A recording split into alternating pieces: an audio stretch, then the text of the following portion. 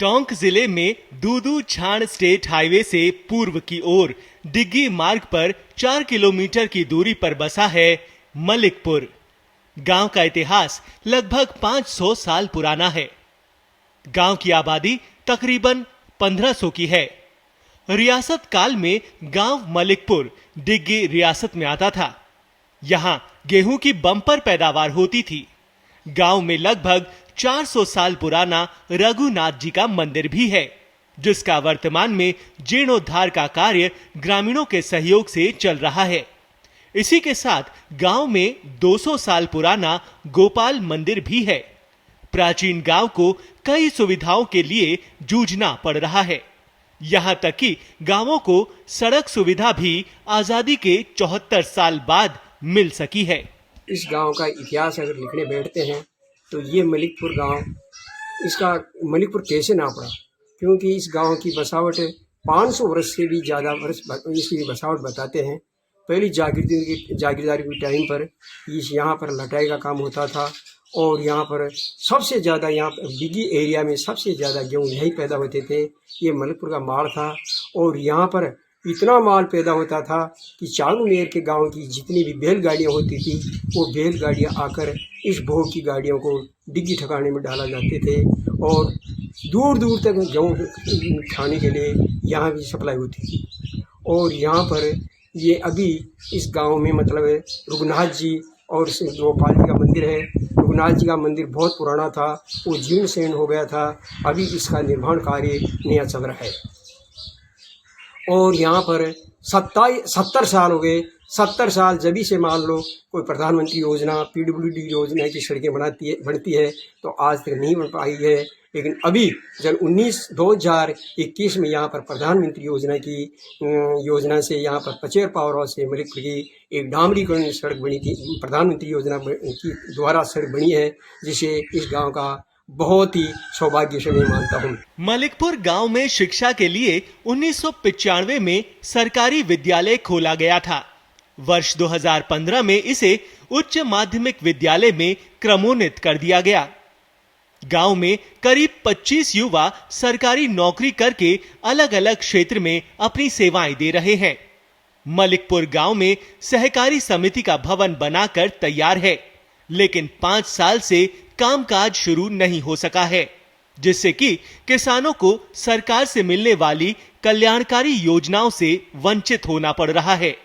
गांव में 7 फीट तक जल भराव वाला एक बांध है, जो ग्राम पंचायत के अधीन आता है।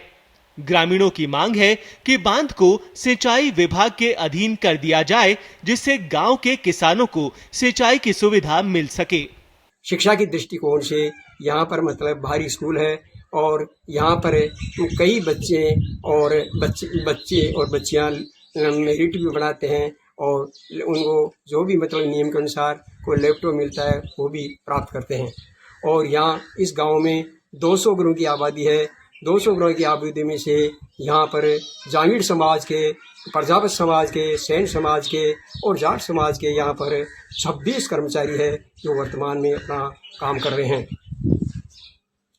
और हमारे गांव में सबसे बड़ी आज की तारीख में ये बहुत बड़ी समस्या है कि यहाँ पर मतलब कोई मीठे कुएं नहीं है और पानी का अभाव है। तो यहाँ पर आज अगर सिंचाई का साधन हो तो हर किसान अपने सिंचाई करके अपनी अच्छी पैदावारी कर सकता है। इसलिए मैं आपको एक यही लेख बताता हूँ कि यहाँ पर एक इरिगेशन डिपार्टमेंट का बंदा था। वो बंदा की भराव 7 फीट का था और सरकार 2008 में एक नियम चलाया था कि जिस बंदे का पानी का भराव 5 फीट से कम है उसको पंचायत राज में डाल दिया जाए।